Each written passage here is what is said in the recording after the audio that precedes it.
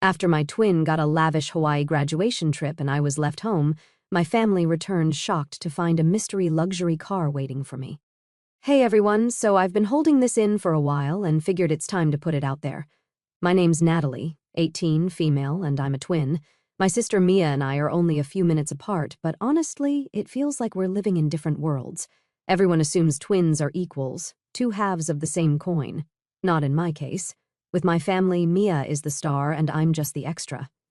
Let me lay some background. Growing up in our house wasn't bad if you didn't mind playing second fiddle.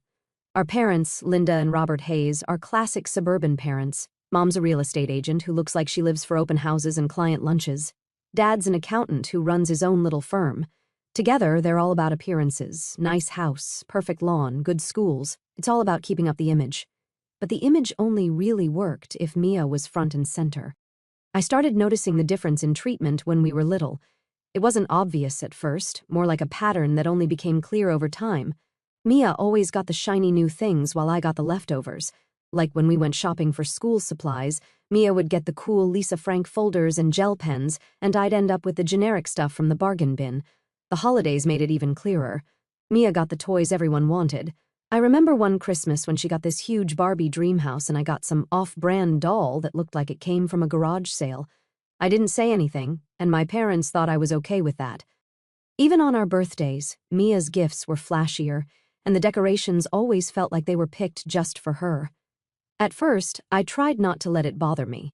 I thought, it's just stuff, right? But it wasn't just about the material things, it was how they treated her versus how they treated me. Mom would light up when Mia walked into a room, asking about her day, her friends, her school projects.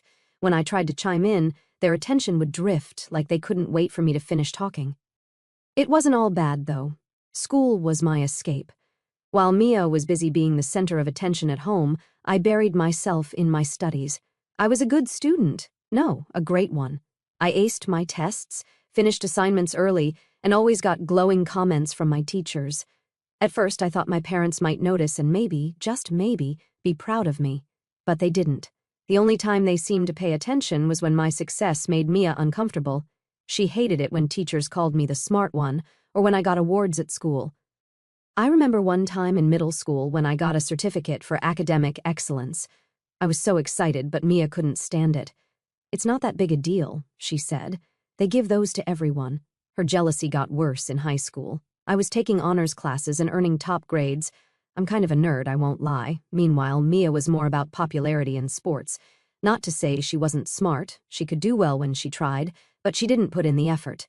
And yet our parents still acted like she walked on water. One thing that really drove me crazy was how much money they spent on her. Mia got everything she wanted: designer clothes, extracurricular activities, and endless support. When she wanted to try ballet, they paid for lessons, costumes, and recitals. When I asked if I could take art classes, I got a flat "we can't afford that." Somehow the budget always stretched for Mia's interests, but never for mine. Even when it came to chores, things were uneven. Mia hardly lifted a finger. If she did one small thing, Mom would shower her with praise. Meanwhile, I'd clean the entire kitchen and barely get a thanks. It wasn't just unfair, it was exhausting. I was feeling invisible. There were times I wondered if I could do something amazing, win a science fair, get a scholarship, solve world hunger, and they'd still only see Mia. That feeling of being unseen started to weigh on me, but I didn't know how to handle it. When I was 12, I overheard something that cemented it for me. I couldn't sleep and went downstairs for a drink of water. My parents were talking in the living room, their voices low but clear enough for me to catch. "Sometimes I think it would have been easier if we didn't have twins," Dad said. "Mia would have been enough." My heart dropped. I stood there, tears running down my face.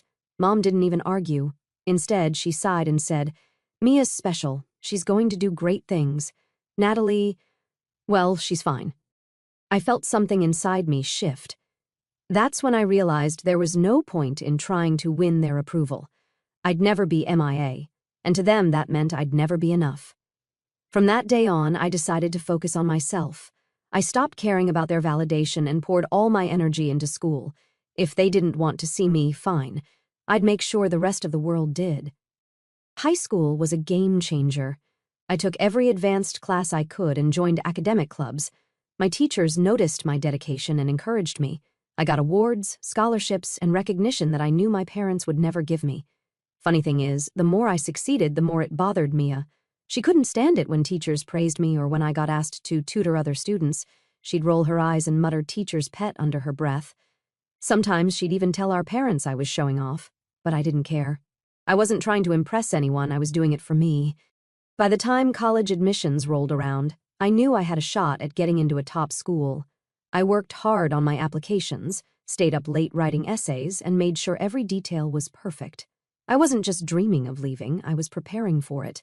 Meanwhile, Mia barely tried. She applied to a state school that didn't require much effort and spent most of her time hanging out with friends.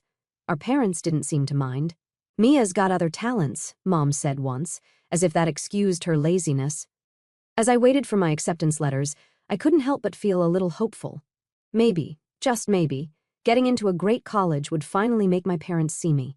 But deep down, I wasn't holding my breath. So acceptance season finally rolled around, and I got the email I'd been waiting for, Columbia University, full acceptance. My heart was racing when I saw the letter. After all the late nights, essays, and the ridiculous mountain of applications, it finally felt like my hard work had paid off. I printed the letter and brought it home, thinking maybe this would be it. Maybe this would be the thing that makes them see me. I know it's dumb, but a small part of me really thought my parents might finally look at me with some actual pride instead of the usual indifference. When I got home, though, I could already tell something was off. Mia was lounging on the couch, scrolling through her phone. Mom and Dad were at the dining table, their heads close together, surrounded by brochures. They didn't even look up when I came in. "Hey, I have some news," I said, holding up the acceptance letter. "Not now, Natalie," Mom said, waving me off without even glancing in my direction. "We're busy." That stung. "Busy with what?" I asked. "Hawaii," Mia said, smirking as she dragged the word out like it was some inside joke I wasn't in on. "Hawaii?" I repeated. My first thought was, wait, are we going on a family vacation? I started feeling a little excited. What's going on? Mom didn't even look up from the table. "Just something special," she said, sounding way too casual. I stood there hoping for more, like, hello, a little context, please? But nope, nothing. Finally, Mia rolled her eyes. "Mom and Dad are planning a trip. You don't need to worry about it, okay?" That threw me off. Why wouldn't I need to worry about it? It's a family trip, right? Of course I'm included, right? I tried not to let it get to me. I told myself I was overthinking it. It's probably just a surprise for everyone. But later that night, as I was heading to bed, I heard them talking again in the kitchen. "It's going to be perfect," Mom was saying, her voice full of excitement. "Mia deserves something special before college. She's worked so hard." Worked hard? Mia barely did the bare minimum to get into state college, but okay, sure, Dad agreed. "Just the three of us. It'll be a nice family getaway. Just the three of us." And there it was. They weren't planning a family trip. They were planning their trip, a celebration for Mia, and I wasn't even part of the equation. I looked at the acceptance letter sitting on my desk. The excitement I'd felt earlier was gone. Instead, I felt this dull, empty ache. I wanted to confront them, but what was the point? I already knew what they'd say. The next day, I tried to piece together more details. I overheard snippets of conversations, caught Mia talking to her friends about beaches and resorts, and saw a confirmation email on Mom's open laptop, a week in Hawaii at some 5-star hotel, flights already booked. They didn't even bother hiding it from me, not even giving any excuse, just business as usual, like I wasn't even there. I kept my head down and went about my day, but inside I was fuming. It wasn't just about the trip, it was about what it represented. No matter what I did, no matter how hard I worked, I'd always be second place. Mia, of course, couldn't resist rubbing it in every chance she got. She'd drop little hints. "Mom says I'm going to love snorkeling," she'd say, looking right at me. Or, "I can't wait to see the sunsets there. They're supposed to be incredible." I ignored her. If she wanted a reaction, she wasn't going to get it from me. A few days before the trip, I decided to see my school counselor for advice.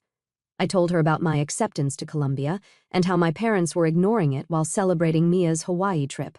She listened and told me I should be proud of my achievements. I thought that was the end of it. But you cannot trust school counselors at all. I don't know why I even told her. I guess I was desperate. The next day, Mom came home furious. "Natalie, what lies did you tell your counselor?" she snapped. "What are you talking about?" I asked, confused. She called me.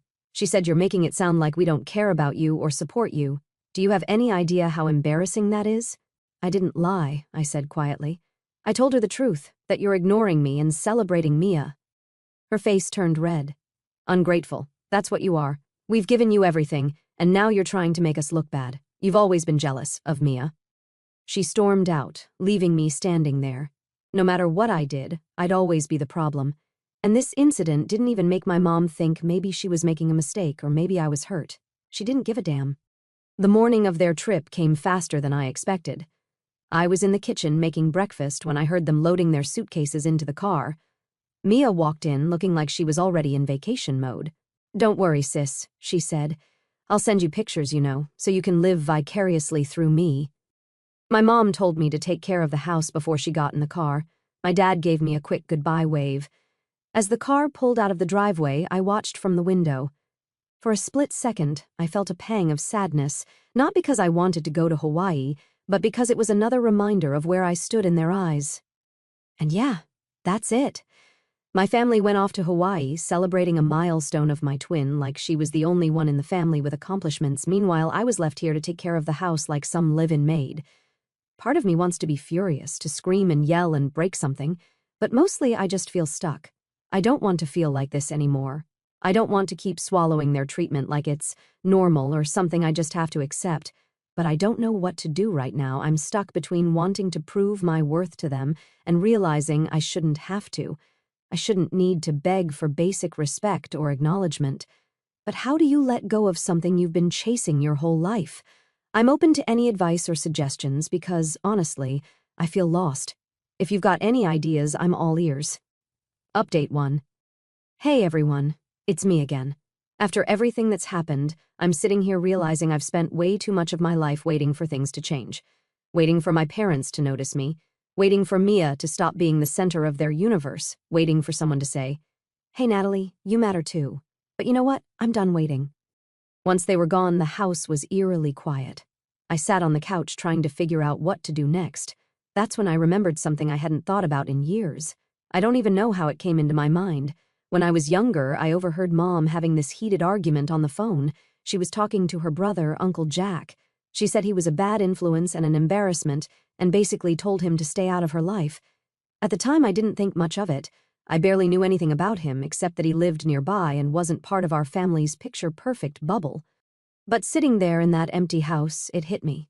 Maybe Jack was exactly the person I needed to talk to, someone who'd been pushed out of their lives for not fitting into their mold, someone who might actually understand what it feels like to be on the outside looking in.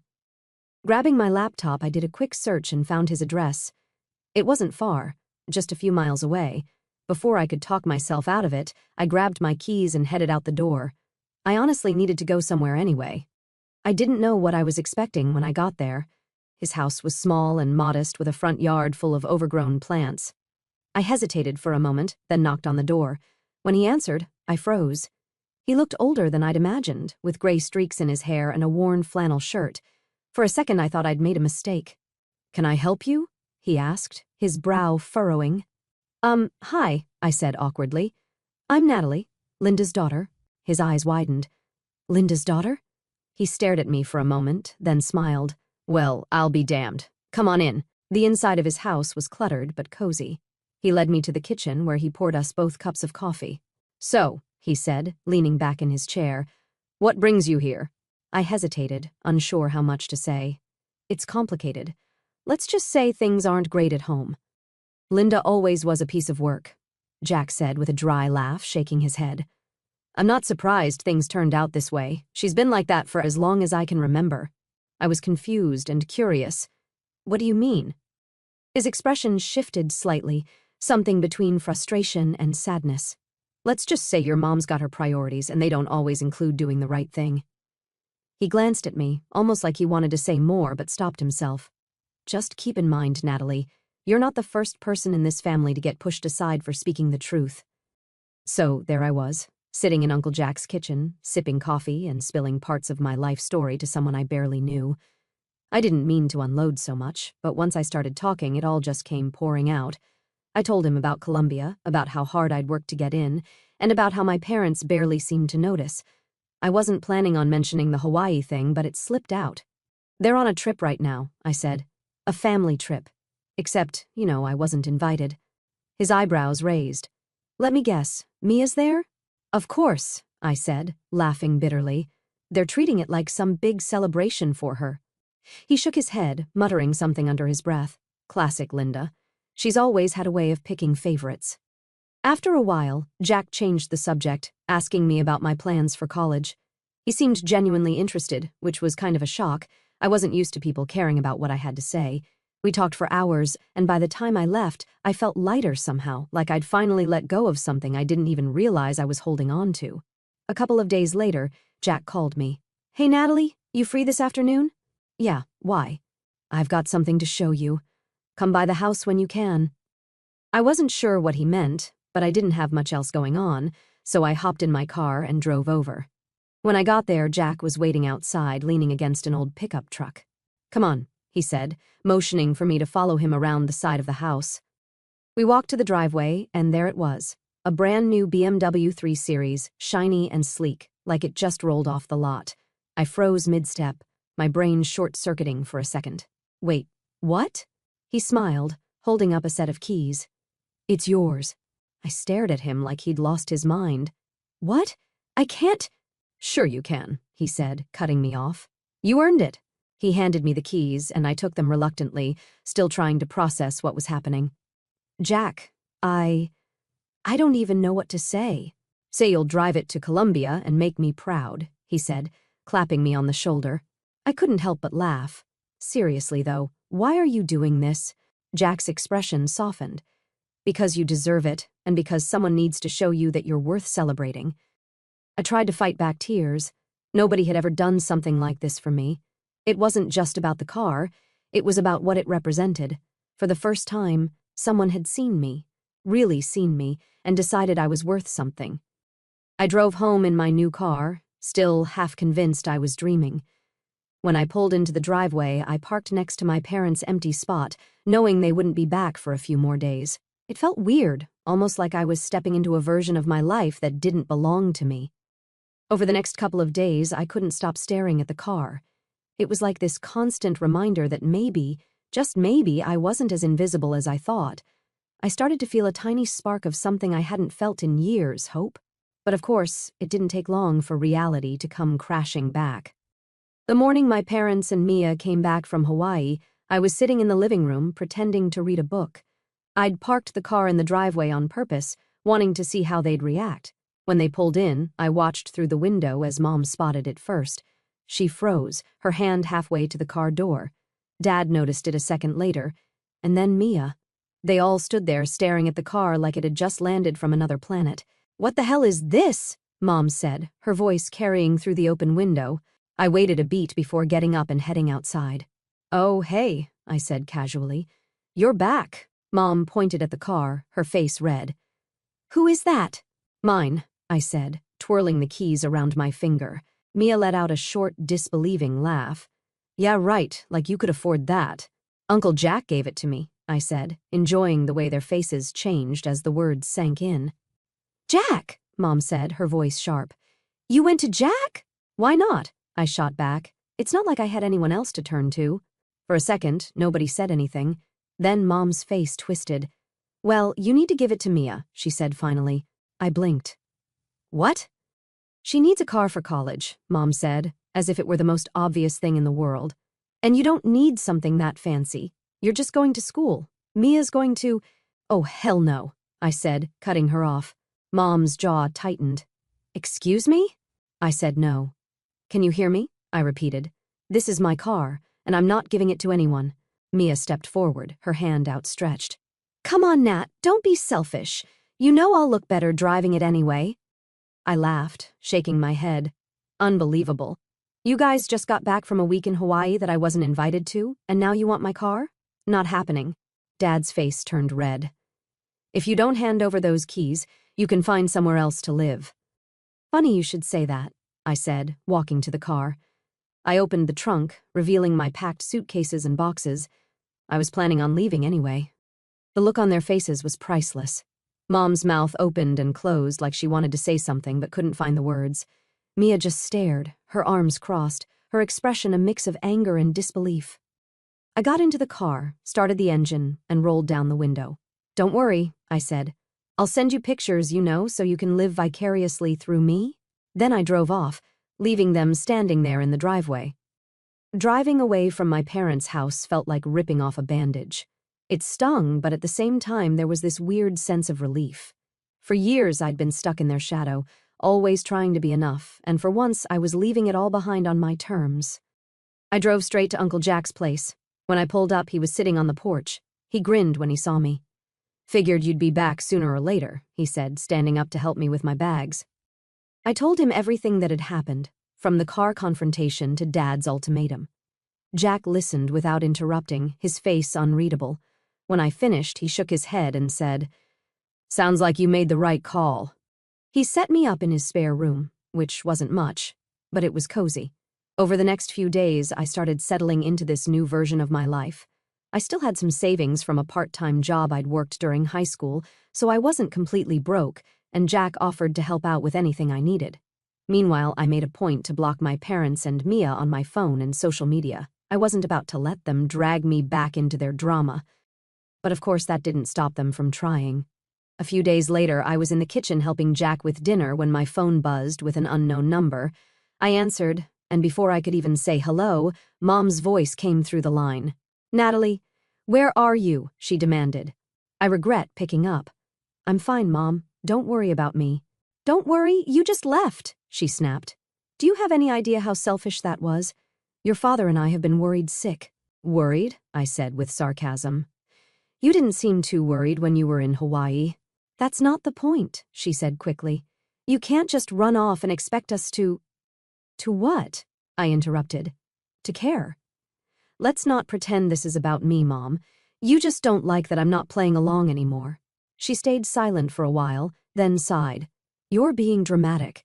Come home and we can talk about this like adults." "No thanks," I said. "I'm good where I am." Before she could argue, I hung up and blocked the number. After that, things were quiet for a while. I spent my days getting ready for college, organizing my paperwork, buying supplies, and figuring out logistics. Jack was a huge help, driving me around to pick up things I needed and giving me advice about living on my own. But the calm didn't last long. One afternoon, about a week after I'd moved in, Jack and I were sitting on the porch when a car pulled up in front of the house. I thought it was one of his neighbors, but then I saw who got out: Mom and Mia.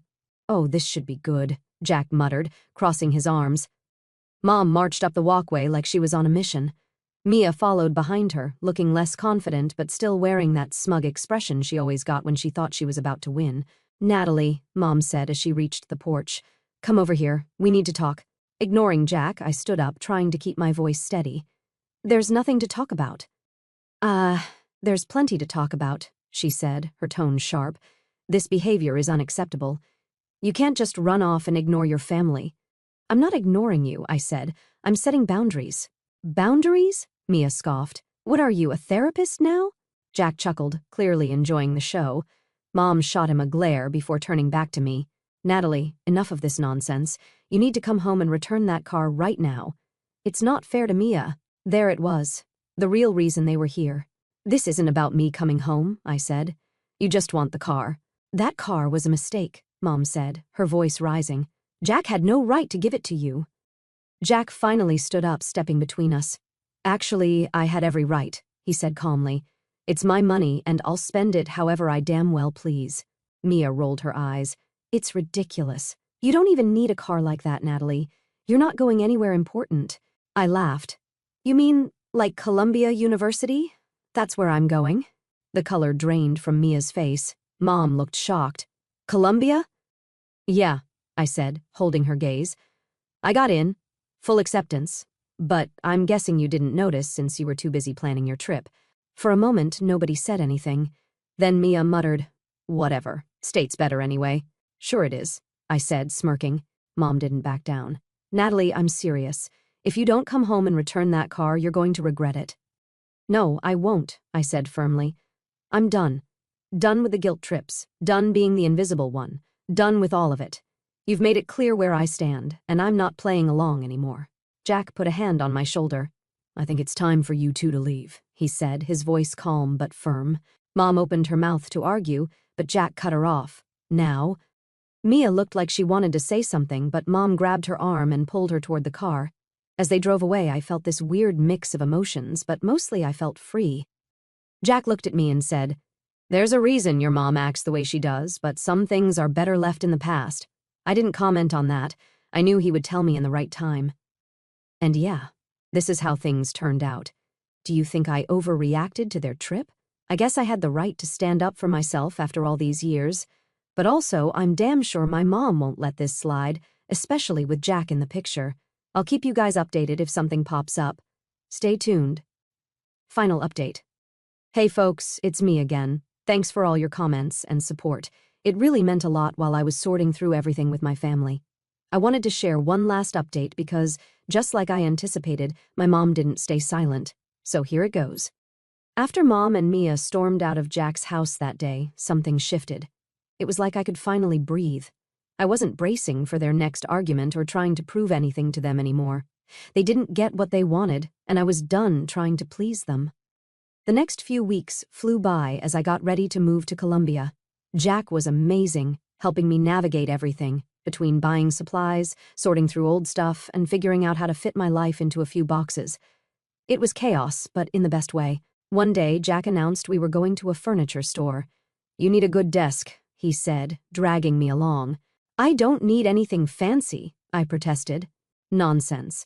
You're going to an Ivy League school. You need a desk that says, 'I'm smarter than you.'" I couldn't stop laughing. Jack has this way of turning even the simplest things into an adventure. We spent an hour debating desk styles until I gave in and chose one he liked. "See?" he said with a grin. "You've got taste after all." With every little step, setting up my new laptop, choosing bedding, planning my schedule, it felt like I was leaving the past behind for good. I stayed distant from my parents and Mia. They didn't call, and I didn't miss the drama. Jack, on the other hand, couldn't resist poking the bear. "You know," he said one night over dinner, "your mom called me." I froze. What did she want? She was fishing for details.